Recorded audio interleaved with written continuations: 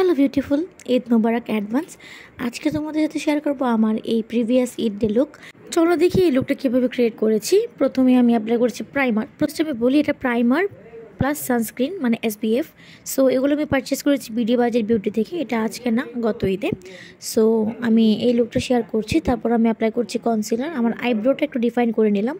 তারপর আমি অ্যাপ্লাই করছি কম্প্যাক্ট দিয়ে সেট করেছি। তারপর একটা লাইট ব্রাউন কালার নিয়ে সুন্দরভাবে সেটা ব্লেন্ড করে আইলিডে আমি অ্যাপ্লাই করেছি শিমারে একটা আইশ্যাডো।